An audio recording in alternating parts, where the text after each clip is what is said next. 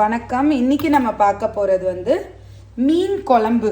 அது எவ்வளோ சூப்பராக இந்த நான்வெஜ் மசாலாவில் வருதுங்கிறத வந்து பார்ப்போம். மீன் குழம்பு வந்து இன்னைக்கு நான் வைக்கல, சித்ராக்கா வச்சு காமிக்க போகிறாங்க. எல்லாரும் ஒவ்வொரு ஆளும் விதவிதமாக வைக்கிறதுலையும் டேஸ்ட் மாறாமல் எவ்வளோ சூப்பராக வருதுன்றதுக்காக தான் ஒவ்வொரு ஆளும் மாற்றி மாற்றி வைக்கிறோம். அம்மா வச்சாங்க, இப்போ சித்ராக்கா வைக்கிறாங்க. இப்போ அவங்க என்னென்ன வேணுங்கிறத சொல்லுங்கக்கா. இப்போ இந்த மீன் குழம்புக்கு தேவையானது 1 கிலோ மீனுக்கு வந்து 200 கிராம் சின்ன வெங்காயம், 5 தக்காளி, ஒரு பெரிய லெமன் சைஸ் புளி, ஓகேக்கா, நல்லெண்ணெய், நம்ம மசாலா நான்வெஜ் மசாலா, உப்பு தேவைக்கு. இப்போ வந்து நம்ம இந்த வெங்காயமும் தக்காளியும் அரைக்க போறோம். அரைச்சிக்கிட்டு புளியை கரைச்சி வச்சுக்கிட்டு அப்புறம் எப்படின்றத காமிப்போம். அது வந்து உங்களுக்கு காமிக்கிறேன். இன்னைக்கு நாங்க வாங்கியிருக்கிற மீன் வந்து நகர மீன். நகர மீன் 1 கிலோ. ஓகே. இப்போ நாம வந்து மிச்சதை ரெடி பண்ணிட்டு வருவோம் திருப்பி.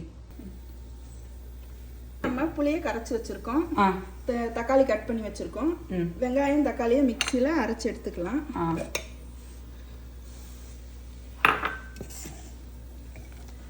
அந்த நெல்லிக்காய் சைஸ் புளியை இவ்வளோ நல்லா கரைச்சி வச்சிருக்காங்க.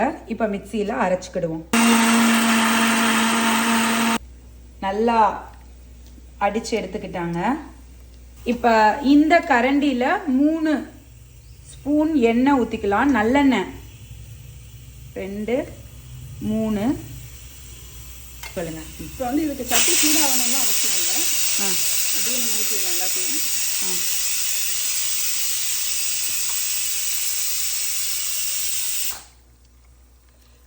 இது நாங்கள் வைக்கிறதே 1 pot 1 shot மெத்தட். ஆனால் அவ்வளோ டேஸ்டாக வரும். இந்த நான்வெஜ் மசாலா எத்தனை ஸ்பூன்க்கா? 4 ஸ்பூன்.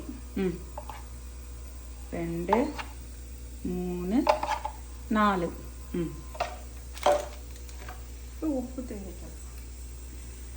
உப்பு தேவையான அளவு போட்டுக்கிறாங்க.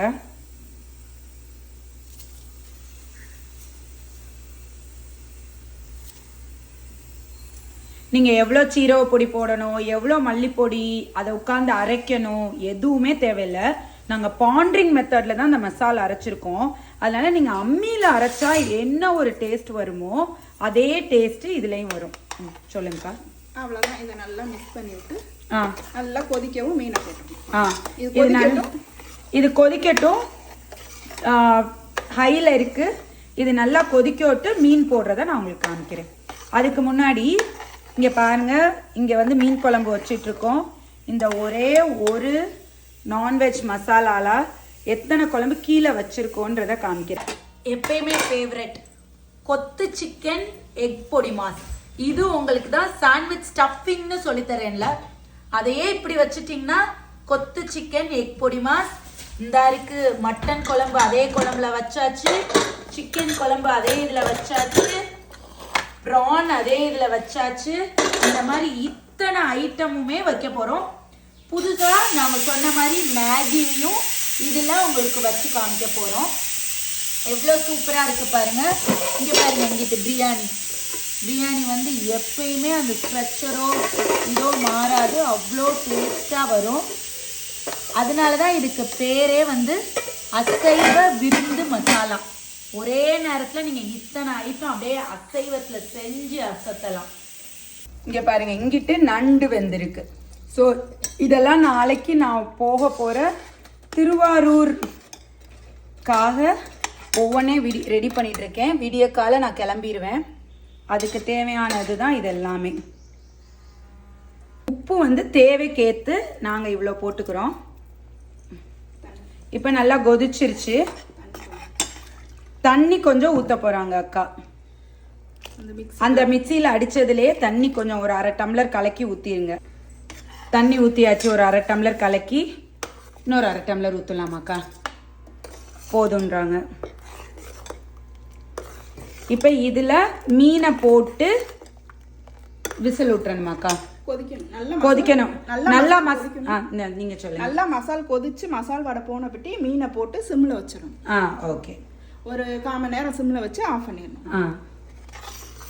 ரொம்ப சிம்பிள் இல்லையா? கரெக்டாக 5 நிமிஷத்தில் வேலை முடிஞ்சிருச்சு. சீரக பொடி இத்தனை ஸ்பூன் போடணும் இல்லையாக்கா? அப்படிதானே முந்தி அரைப்போம்.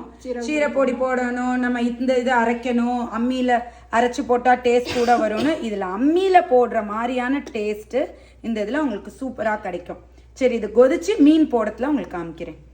எவ்வளோ நல்லா கொதிச்சு வந்துருச்சுன்றத பாருங்கள்.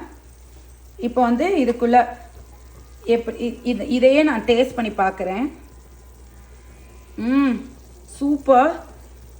இப்போ மீன் போடாமே அந்த மீன் குழம்புக்குரிய ஃப்ளேவர் சூப்பராக இருக்குது இல்லையாக்கா? இப்போ வந்து நம்ம மீனை போட்டுருவோம். நம்ம வந்து முழுசா போடுறோம். உங்களுக்கு தேவைன்னா இதை கட் பண்ணி கூட போட்டுக்கலாம், 2 பீஸா கூட போட்டுக்கலாம். ஓகே, இவங்க முழுசாக நாங்கள் போட்டு வைக்கிறோம். நாங்கள் ரோஸ்ட்னாலும் முழுசாக அப்படியே போட்டுருவோம். நீங்கள் வந்து வேணும்னா 2 பீஸாவோ 3 பீஸாவோ கட் பண்ணி கூட நீங்கள் போட்டுக்கலாம். இது நல்லா கொதிக்கவும் குறைச்சி வச்சு ஒரு 10லேருந்து 15 நிமிஷத்துல அமர்த்திடலாம். ஓகே, இது நல்லா கொதிச்சதுக்கப்புறம் குறைச்சி வச்சுட்டு 10லேருந்து 15 நிமிஷத்தில் நீங்கள் அமர்த்திடலாமா. அதில் நல்லா சூப்பராக மீனில் மசால் பிடிச்சிருக்கும்.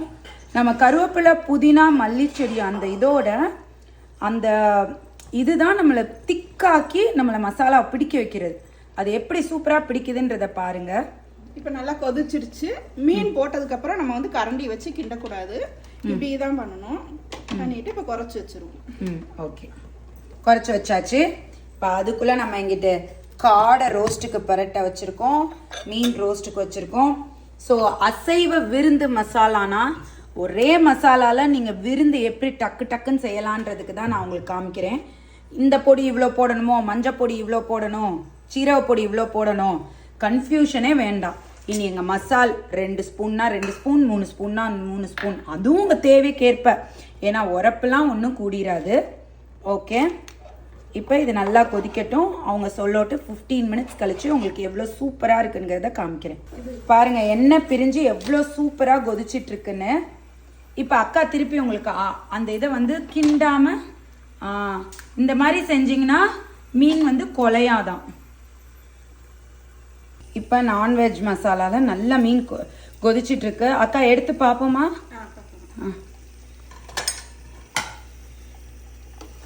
லைட்டாக தான் கிண்டணும். லைட்டாக கிண்டி அந்த மீன் அப்படியே கொலையாமல் நல்லா வெந்துருச்சு பாருங்கள். இந்த இடத்துல பாருங்களேன், இந்த இடத்துல அதிலே தெரியுது எவ்வளோ சூப்பராக வெந்திருக்குங்கிறத. இப்போ லேசாக இது பண்ணி பார்த்து குழம்புமே பார்த்தீங்கன்னா நீங்கள் நம்ம எதுவுமே அரைச்சி ஊற்றலை, ஆனால் எவ்வளோ திக்க கிரேவியாக இருக்குன்னு காமிங்கக்கா. அந்த கிரேவியே இங்கே பாருங்கள், அது ஊற்றி சாப்பிட்றதுக்கு அவ்வளோ திக்காக இருக்கும். சூப்பர். அந்த அவ்வளோதான் எடுத்துக்கிறேன்.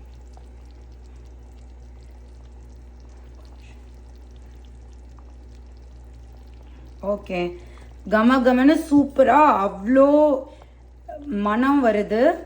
அவ்வளோ டேஸ்டான மீன் கிரேவி ஃபிஷ் மசாலா ரெடி. நீங்களும் செஞ்சு பார்த்துட்டு சொல்லுங்கள். அளவு பற்றி கவலையே படாதீங்க. எங்கள் இது 3 to 4 டீஸ்பூன் போட்டு சூப்பராக வச்சு இறக்கிருங்க.